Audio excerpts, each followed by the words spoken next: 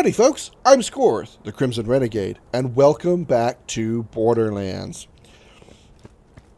We have made it now here to the Rust Commons West. We've discovered the outpost, the Cesspool. And now we're going to go talk to, well, I don't know if we're going to talk to Tannis yet. I don't know if I want to do the side mission stuff first or talk to Tannis first. Actually, I do think I want to talk to Tannis first. Usually I don't want to do the main storyline stuff first. I want to do the side stuff first. But I think if we talk to Tannis first, it'll unlock some more side stuff that we can do.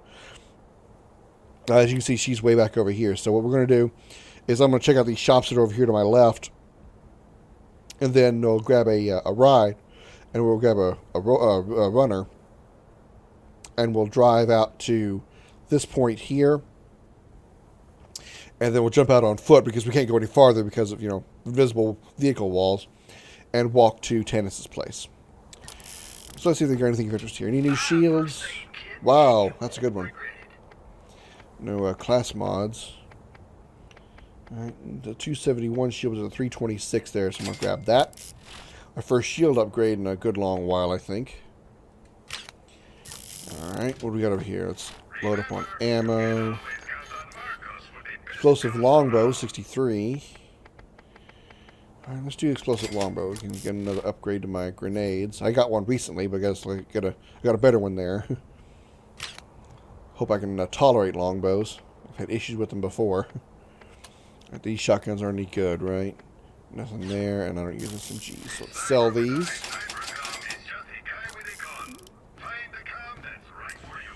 Okay, let's go grab Tannis. Yeah, let's do that. We'll talk to Tannis. Mosey over this way. Oh, he just moved. I was going to squish him.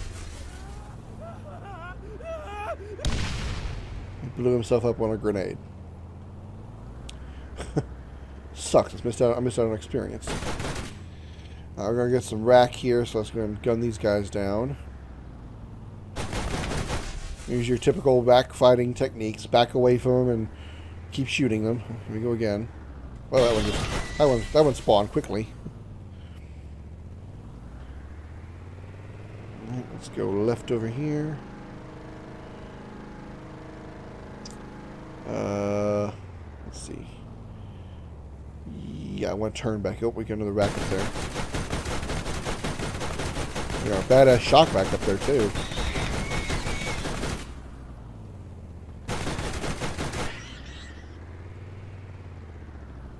Where'd it go?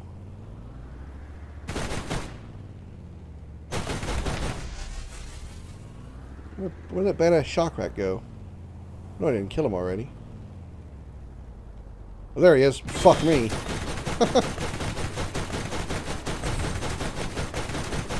Got it. Alright. Okay. Let's head over to the left here. I think I may have missed a turn. Yeah, I missed a turn. Okay, let's turn. Oh, hey, spider ants. I run these spider ants over. One thing about spider ants, as opposed to like the skag and other things we fought so far by running them over, is the spider ants seem to do a lot more damage to vehicles than other enemies in the game. At least from my experience, it seems that way. The spider ants, whenever you run them over, even the small ones seem to do more damage. I guess because I guess maybe it depends on where you hit them from. If you hit them from behind, maybe they don't do as much damage. But if you hit them from the front, obviously they're, that armored plate they have on their head really messes up your car.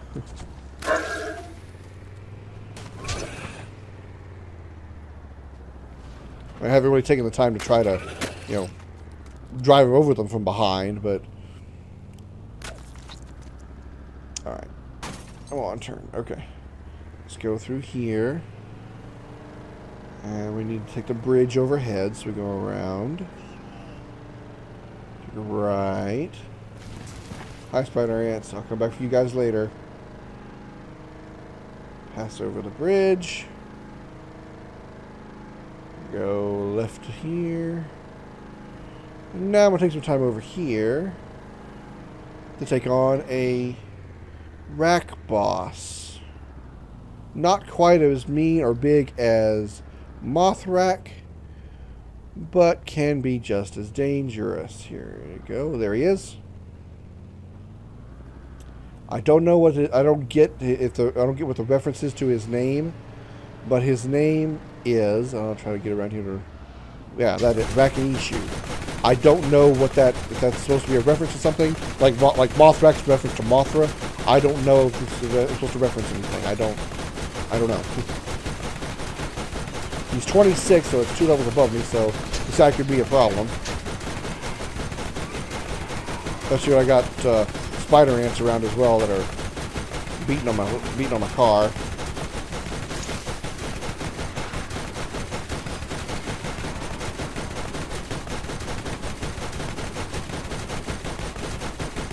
Almost got him, and boosh, 1400 experience, very nice.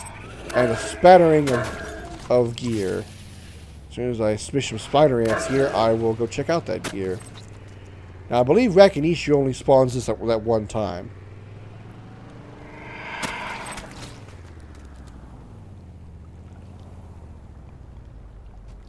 Oh, one right behind me. I just backed right over him. I didn't even know he was there.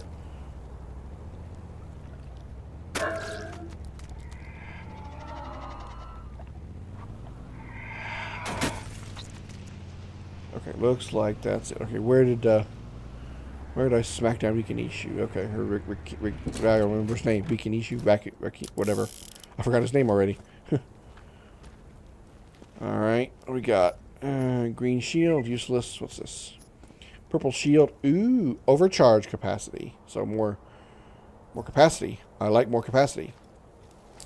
And a shotgun, no good. Okay. That's alright, at least I got a shield out of it.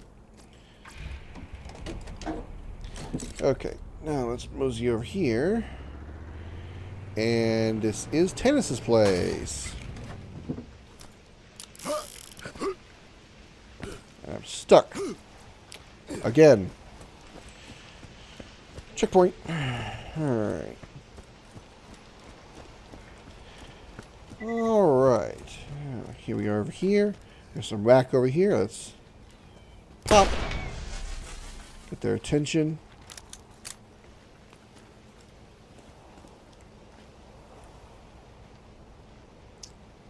Come on. Come on. There you are. And that's how you do that. RAKK Slayer. Nice. Alright. Crap shotgun. And we'll see anything else. Alright. Oh, wait. Money. Money's always good. Alright. Switch to pistol because we got some spider ants coming up.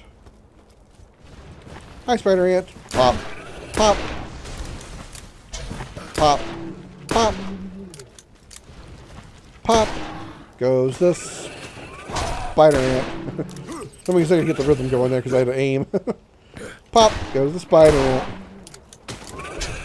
Pop. Goes the spider ant. Oh, that one didn't pop. He just kind of stunned. There we go.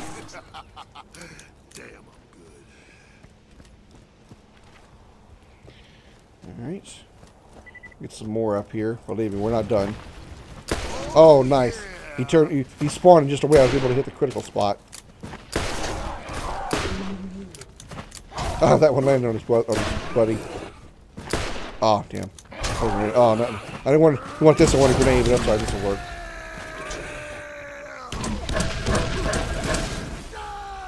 Action hero. Child completed probably kills with my super. Or my action skill. Keep calling it super. Too much destiny. As if.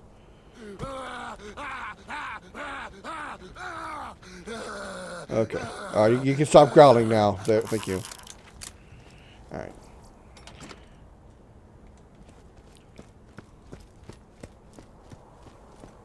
Yeah, I'm very excited for Destiny 2 Shadow Keep.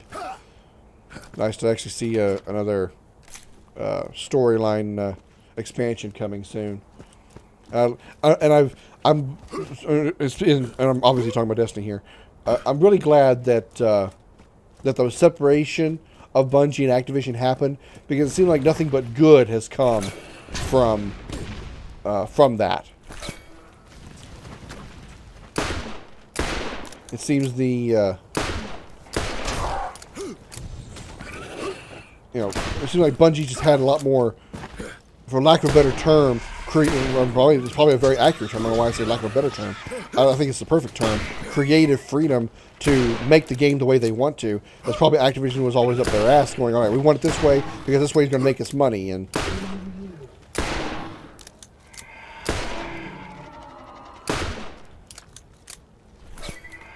you're going to do it this way because that's going to make us money. And that's what we want to do is we want to make money. Which, again, I totally understand that. You know, companies are in it to make money. But I truly think video games are... I think they're an exception to the rule of every business is in it for money. I think video games and video game developers, they're in it because it makes money, but they don't do it for the money. They do it because they enjoy making video games. They enjoy playing the games that they make. They enjoy the journey of the game that they make. And I don't mean like the story of the journey, or the story of the game they make, but the journey of making the game. And I just feel that video games are a different industry. At least the right kind of video game companies is a different kind of industry than most other ones that are just there to make money. Because obviously, if you make a good game, obviously you're going to, you know, it goes without saying that if you make a good game, it's going to make a lot of money. It's obvious. The same is true for, you know, just about anything else that exists. Do you need something? Incredible. With your brain and all the hurdles that implies, you have quickly identified a piece of the vault key. I want you to leave this with me so that I may run some tests. I had one of these once. Now it's in the hands of Crazy Earl, along with many of my unmentionables. Do you like bugs? Bunny? But if you mean scythe, it's hell no. Alright, Crazy Earl. We got us a new mission to go find Crazy Earl, but we're not going to be doing that because that's a main mission. We're going to be doing that right away. It's a Scorpion. It's a soldier reading artifact, so I can't use it. Okay. Let's see. Let's see what missions are nearby. That's way down south, so that's going to be a little bit of ways. Firepower, all sales are final. That's also down south. The journals, there is one nearby, so that's good. Scooters use car parts is also down south. And up to our ears is south-ish, but not quite as far south as anything else. So I'll mark the hidden journal, get the hidden journal that's here, and then mark the up to our ears mission, because that one was like right around in here somewhere. And then we'll just kind of work our way south mission by mission. All right. I would just say, all right, I'll just meet you guys back at my car, but I'm kind of on a, oh hey, there's a weapons case here. I'm on a tangent, so I'm gonna roll with my tangent as I'm walking out. Another weapons cache up here. Oh, by the way, there's another one of these. Pop! Got him. Oh man, there's more of them. Crap. Hi guys. You gonna float around up there? Oh man, more of them. Okay, hang on. Line up your attack. Come on now. Motherfucker, more of them. God damn it, I always can't seem to get both of them in a close proximity like that. There we go. Okay. Anyway, back on my tangent. Was there anything down there of interest? I don't think I saw anything that jumped out at me. I didn't see like purples or anything. Probably even if there was, it probably wouldn't be that good. Okay, back on my tangent. Well, you know, it goes without saying that if anything is good, it's going to make money. Obviously, a good product, you know, a good food product, a good physical product, you know, a good exercise machine, a good camera, a good TV, you know, anything is obviously anything good is going to make money. That's obviously goes without saying. Don't worry about melee damage. That, grab that. No, I don't need that. But minus 30 bullet damage resistance? No, thank you. I don't need to be any weaker than I already am. In fact, if I could get stronger, I'd prefer it, you know, defensively.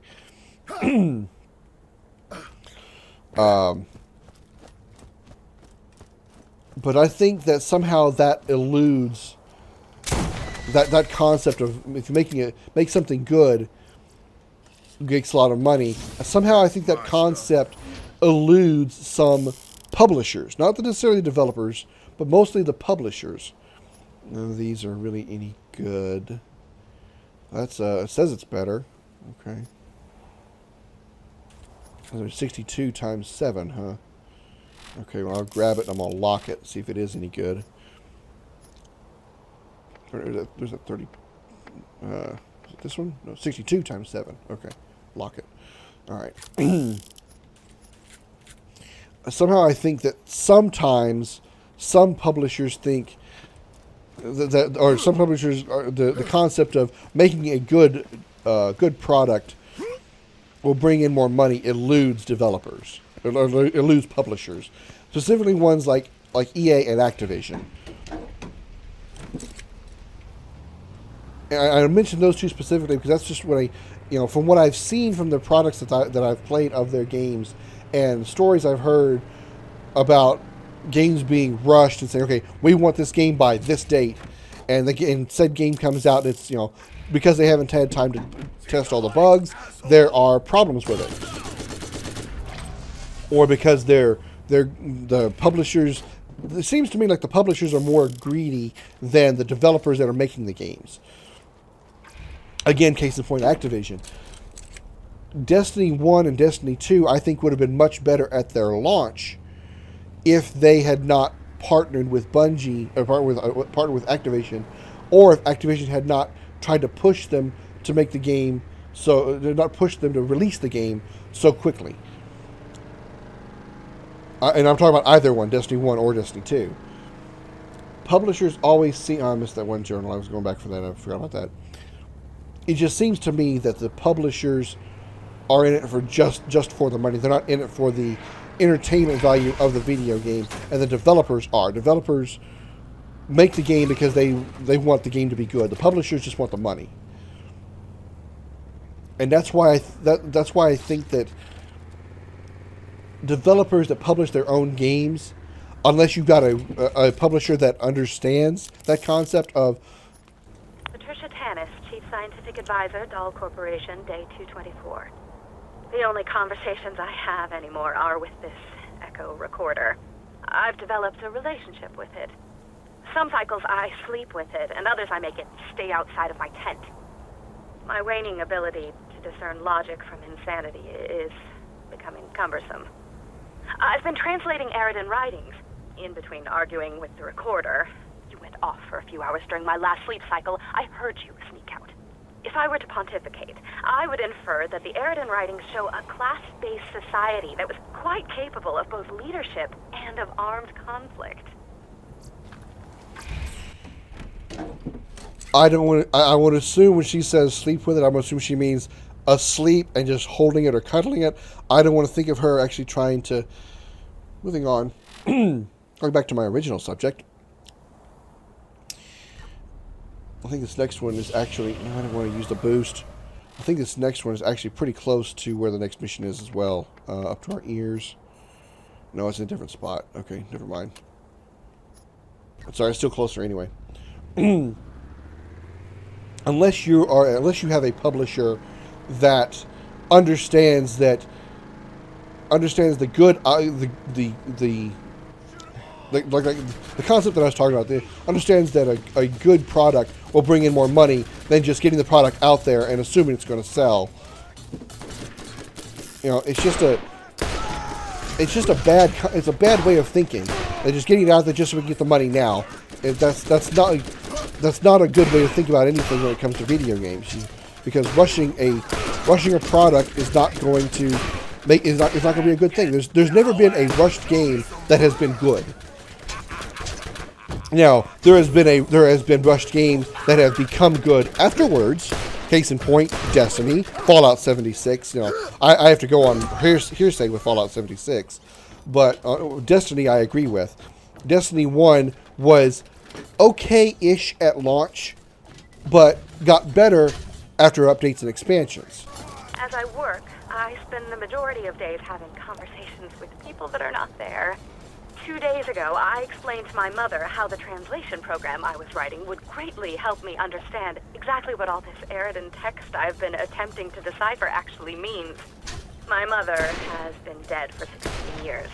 She was never actually interested in science to begin with. I'm unsure if I'm quite to the point of no return, but my stubbornness, which I got from her in the first place, will keep me here putting up with her until I find exactly where the vault is, or until I drive myself so far off the edge I do not remember why I was doing this in the first place.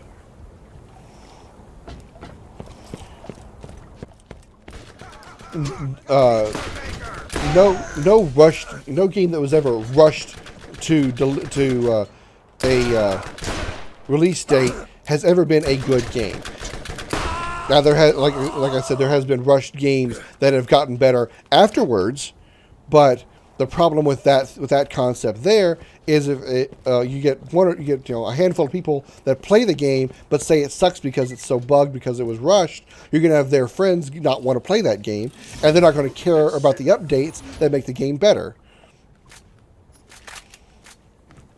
There has been a lot of people that I've seen who have played Destiny 1 and say Destiny 1 was an awesome game and would love to play the Destiny series more, but are essentially scarred and refuse to go back to Destiny 2 because Destiny 2's launch was so bad and let them down.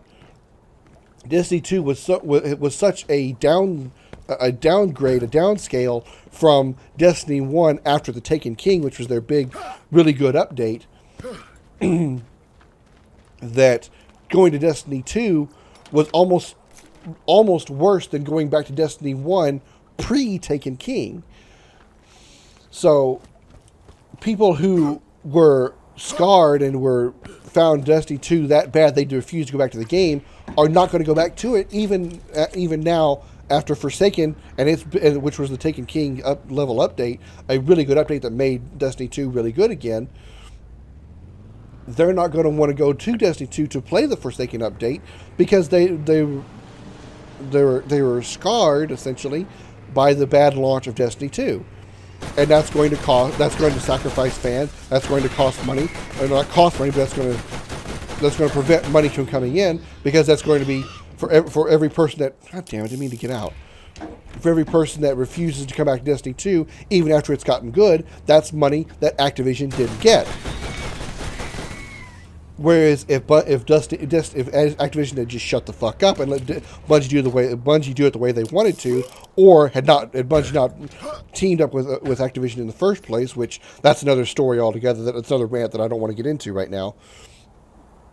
If Activision had let Bungie launch Destiny 1 the way they probably wanted to, then Destiny 2 would have been good, and the players that are scarred by Destiny 2's bad launch would not have been scarred, and when Forsaken came out, not only would they have spent money on Destiny 2 to get it, they would have spent money on Destiny 2 Forsaken, so that's more money coming in. So, again, I don't understand the concept of rushing a game out there just to get money, because, again, if it's a bad game at launch, while the day one players are going to get their money, players who buy the game later or may not buy the game later because they hear that day one it was bad. So it seems like some publishers don't look long term. You would get more money in the long term by making a good game at launch instead of making a bad game at launch and improving it later. It seems, I'm not in the corporate world. I'm not a corporate businessman. I have no PhDs or diplomas in corporate business. But that just makes more sense to me. By pushing the release date back if it means a better game at release, than making the release date sooner, get some money now, and then not have money later when a corrected release comes out and players don't want to play it because they don't want to play the game because they think it's already bad. Because the day one players told them it was. I know that could be probably a 10 episode rant, and probably people have all kinds of opinions on one way or another, but Bungie's separation from Activision, I think, personally, I don't know why Bungie latched on to Activision in the first place.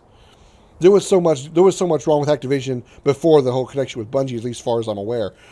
There's a lot of issues with Activision and people complaining about Call of Duty being rushed games and stuff.